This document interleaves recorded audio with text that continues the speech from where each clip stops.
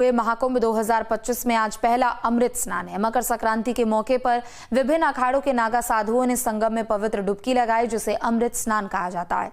14 जनवरी को भोर से ही सभी 13 अखाड़े अपने जुलूस के साथ संगम तट पर जाने के लिए तैयार दिखे। हाथी, घोड़े, ऊंट पर सवार होकर साधु संत हाथों में त्रिशूल, गदा, भाला, बर्छी लेकर जय श्री राम, हर हर महादेव के जय घोष के साथ जब संगम तट के लिए निकले तो कई किलोमीटर लंबी लाइनें भी लग गई। संत, सन्यासियों और नागा साधुओं को देखने के लिए अखाड़ा मार्ग के दोनों ओर लाखों श्रद्धालुओं की भीड़ देखने को मिली। और देखिए सभी तस्वीरें आपके सामने, जहां महाकुंभ की भव्यता और दिव्यता यहां पर नजर आ रही है। 14 जनवरी का आज का ये दिन, मकर संक्रांति का दिन, और सभी 13 अखाड़ों के साधु संत, चाहे वो महामंडलेश्वर हो, आचार्य हो, सभी यहाँ पर स्नान पूजन करने के लिए संगम तट पर पहुंचे। और जैसे ही ये अपने रथों पे सवार होकर, हाथी, घोड़े, ऊंट, हाथों में भाला, त्रिशूल लेकर सभी यहाँ जैसे ही निकले, लाखों की संख्या में श्रद्धालुओं की भी भीड़ यहाँ देखने को मिली, जो कि संगम तट के किनारे यहाँ इन नागा साधुओं को देखने के लिए वहां पर एकत्रित हुए।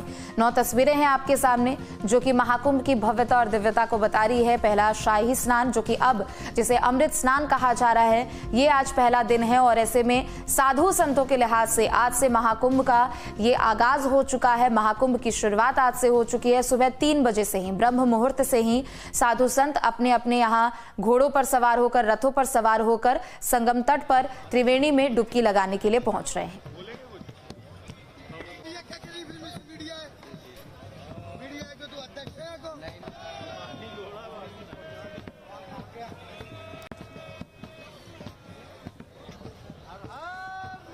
तो महाकुंभ की शुरुआत हो चुकी है। पहला अमृत स्नान आज साधु संतों ने किया है, अखाड़ों के महामंडलेश्वरों ने किया है। एक बार फिर से अपने संवाददाताओं का रुख करेंगे। अमित हमारे साथ जुड़े हुए हैं प्रयागराज से, और दूसरी तरफ वाराणसी से सुशांत हमारे साथ जुड़े हुए। अमित, सबसे पहले आपका रुख करते हुए, चूंकि देखिए आज से साधु संतों के लिहाज से, महामंडलेश्वरों के लिहाज से महाकुंभ की शुरुआत हो चुकी है। पहला अमृत स्नान ब्रह्म मुहूर्त से ही यहाँ पर लगातार जारी है और करोड़ों की संख्या में श्रद्धालु इस वक्त कुंभ महानगर क्षेत्र में। जी बिल्कुल, देखिए बता दें कि आज पहला जो अमृत स्नान है उस पे अखाड़ों के साथ साथ तमाम हजार लाख करे तो लगभग अब करोड़ों की संख्या में श्रद्धालु जो है वो आस्था की डुबकी लगा रहे हैं। सबसे आज खास दिन की बात करें तो आज अमृत स्नान रहा, जिसमें जो सबसे पहले महानिर्वाणी अखाड़े ने अमृत स्नान किया, उसके बाद अटल अखाड़े के साथ जूना अखाड़ा, निरंजनी अखाड़ा, और लगातार अब अखाड़े जो है वो अमृत स्नान करने के लिए आगे बढ़े और अमृत स्नान करके वो अपनी छावनी पर जा रहे हैं। इन सब खास बातों की अगर करें तो प्रशासन ने अखाड़ों के स्वागत के लिए कई जगह पर फूल माला भी पहनाया है, फूल बरसाए हैं, जिससे कि साधु संत जो है वो पूरी तरीके से खुश नजर आए। और इसके साथ ही साथ बता दें कि साधु संतों में तमाम व्यवस्थाओं को लेकर भी खुशी देखने को मिली है, जो उत्तर प्रदेश की योगी सरकार व महिला प्राधिकरण ने कर रखी है। इस दौरान अगर बात करें तो संगम के घाटों पर, चाहे वो जितने भी घाट हो, सभी घाटों पर खचाखच जो लोगों की भीड़ है वो भरी हुई है। और ठंड की बात करें तो ठंड भी प्रचंड है, लेकिन लोगों की आस्था जो है इतनी ज्यादा है कि ठंड पर आस्था भारी नजर आ रही है। लोग लगातार संगम की ओर बढ़ रहे हैं। संगम में जैसे स्थिति सुबह की थी उसी तरह की स्थिति अभी भी बनी हुई है और लगातार श्रद्धालु जो है वो संगम में पहुंच रहे हैं। तो ये दिव्य और भव्य अलौकिक तस्वीरें जो है वो संगम नगरी से चल रही है और हर कोई इसको देखने के लिए दूर दराज से आ रहा है, देश विदेश से आ रहा है। तो अद्भुत ये तस्वीरें जो है वो संगम नगरी में देखने को मिल रही है। ठीक है, आप बने रहे, लौटेंगे आपके पास। सुशांत, आपका रुख करते हुए, चूंकि देखिए दुनिया भर के साधु संतों का जमावड़ा जो है वो इस वक्त कुंभ महानगर क्षेत्र में देखने को मिला। लेकिन बात अगर वाराणसी की करें तो लोग वहां भी बड़ी उत्सुकता से इंतजार करते हैं कि बाबाओं के वहां पर दर्शन होंगे, और वहां भी दूर दूर से बाबा स्नान पूजन करने के लिए पहुंचते हैं। और मकर संक्रांति के अवसर पर एक अद्भुत तस्वीर वहां पर देखने को मिलती है।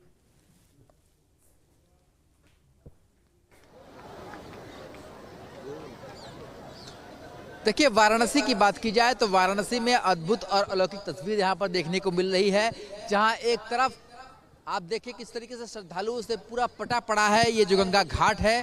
चारों तरफ सिर्फ और सिर्फ श्रद्धालुओं का जो हुजूम है वो दिखाई दे रहा है। मकर संक्रांति का दिन है और इस दिन जहाँ एक तरफ आस्था की डुबकी लग रही है, भले ही ठंड कितनी हो, पारा नीचे जा रहा हो, कोहरा हो, उसका कोई भी असर दिखाई नहीं दे रहा है। दूसरी तरफ मकर संक्रांति को खिचड़ी के पर्व के रूप में जाना जाता है। और खिचड़ी का पर्व भी जो यहाँ पर किस तरीके से गंगा घाट पर आप देखिए सामूहिक रूप से यहाँ पर खिचड़ी बनाई जा रही है, ताकि जो भक्त यहाँ पर आ रहे हैं उन्हें 14 जनवरी के दिन खिचड़ी का प्रसाद भी दिया जाए। आज के दिन की मान्यता होती है कि खिचड़ी बनाने के बाद अपने आराध्य को अर्पित किया जाता है और उसके बाद खिचड़ी का जो महाप्रसाद है वो भक्तों में बांटा जाता है। तो आज लोक कल्याण का भी ये महापर्व माना जाता है, क्योंकि आज के दिन दान पुण्य की भी खास परंपरा होती है। आज के दिन गंगा स्नान करने के बाद वस्त्र दान, अन्न दान और तिल दान की खास परंपरा होती है। तिल कहा जाता है कि सबसे प्राचीन, जो सबसे पुरातन जो अन्न है उसे तिल के रूप में सबसे पहला अन्न तिल को माना जाता है, और इसीलिए तिल की जो है खास महत्व होती है। मकर संक्रांति के दिन माना जाता है कि आज तिल के दान करने से हर ग्रह की जो दोष होते हैं उससे मुक्ति मिलती है। और सूर्य चूंकि उत्तरायण हो रहा है, आज से दिन बड़ा होता जाएगा और रात जो है वो छोटी होती जाएगी, और आज से सर्दी जो है वो धीरे धीरे कम होगी और गर्मी का एहसास जो है वो मनुष्य को होने लगेगा। और इसीलिए आज सूर्य मकर राशि में प्रवेश करने के साथ ही जो शुभ कार्य है उसकी शुरुआत हो गई है। और आज के दिन जो व्यक्ति अगर गंगा स्नान करने नहीं भी आ पाता, अगर वो असमर्थ है, किसी कारण से नहीं आ पा रहा है, उसे अपने घर में भी स्नान ध्यान करना चाहिए। अगर हो सके तो गंगा जल का छिड़काव करना चाहिए और उसके बाद तिल का सेवन करना चाहिए और तिल दान भी करना चाहिए। ये एक परंपरा में शुमार है और ये मकर संक्रांति का मुख्य एक कारक माना जाता है कि तिल का दान करना और तिल का सेवन करना, और साथ ही खिचड़ी का सेवन करना, और खिचड़ी अगर दान कर सके तो दान करना। अन्न दान, वस्त्र दान और तिल दान मुख्य रूप से मकर संक्रांति के लिए खास तौर पर माना जाता है। इसके अलावा आप बनारस के इन घाटों को देखिए, जहां तक नजर जा रही है वहां तक सिर्फ लोग ही लोग दिखाई दे रहे हैं। और आज के दिन की मान्यता ये भी होती है कि आज के दिन अगर आप गंगा स्नान करते हैं, भगवान विश्वनाथ का पूजन करते हैं और दान पुण्य करते हैं, तो आपके पाप से तो आप क्षय होते ही हैं, साथ ही साथ मनोवांछित फलों की भी प्राप्ति होती है और घर में धन धान्य की कभी भी कमी नहीं होती। और इसीलिए आपके पास बने रहिए, अमित भी हमारे साथ जुड़े। अमित, आपका रुख करते हुए, चूंकि मकर संक्रांति के स्नान, दान, पूजन सबका एक अलग अलग महत्व है, और बात अगर महाकुंभ की हम करें तो यहाँ पर स्नान का, दान का, पूजन का महत्व और भी दोगुना हो जाता है। लेकिन महाकुंभ में यहाँ करोड़ों की संख्या में एक तरफ श्रद्धालु नजर आ रहे हैं, तो दूसरी तरफ ये जो संयोग बना है वो 144 सालों बाद बना है, यानी 12 कुंभ के बाद ये महाकुंभ का ये संयोग बना। और शायद यही खासियत भी है कि लोग इस चीज को ध्यान में रखते हुए बड़ी संख्या में और यहां पर पहुंच रहे हैं, खासकर युवा वर्ग।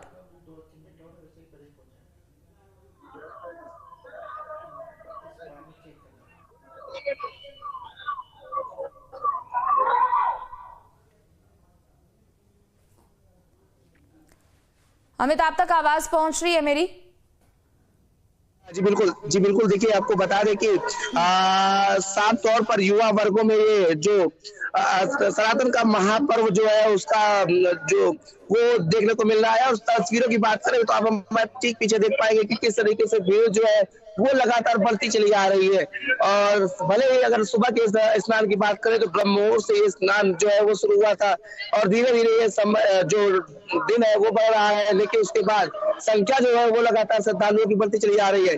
इसमें तमाम वर्ग के श्रद्धालु है, चाहे वो युवा हो, बुजुर्ग हो और छोटे छोटे बच्चे जो है वो भी अपने माँ बाप के साथ चले आ रहे हैं, और उनमें भी उतना ही उत्साह जो है वो देखने को मिल रहा है। और वो भी हर हर गंगे के नारे लगा रहे हैं और जय जय श्री राम के नारे लगाते हुए गंगा में स्नान कर रहे हैं।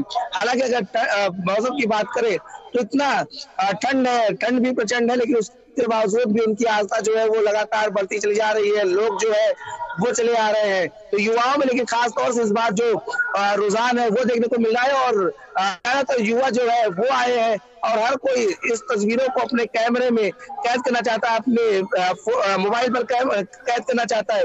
इसीलिए सोशल साइट्स पर सबसे ज्यादा ट्रेंडिंग जो है वो महाकुंभ का ये आयोजन हो रहा है। तो ये तस्वीरें अपने आप में खास नजर आ रही है।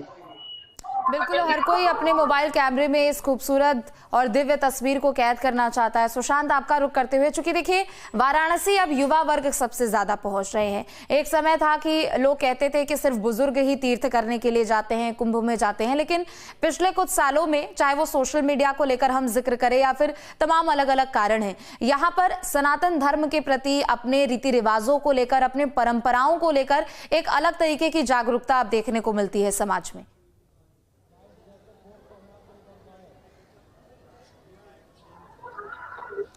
देखिए, अब जो है युवा इस बात को समझ चुका है कि सनातन की शक्ति क्या है और सनातन से ही पूरा विश्व है।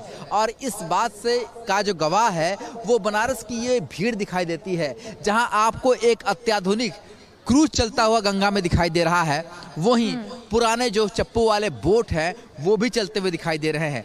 ये वो बनारस है जो आधुनिकता के साथ साथ प्राचीनता का जो पुराना रंग है वो भी बनारस में शामिल है।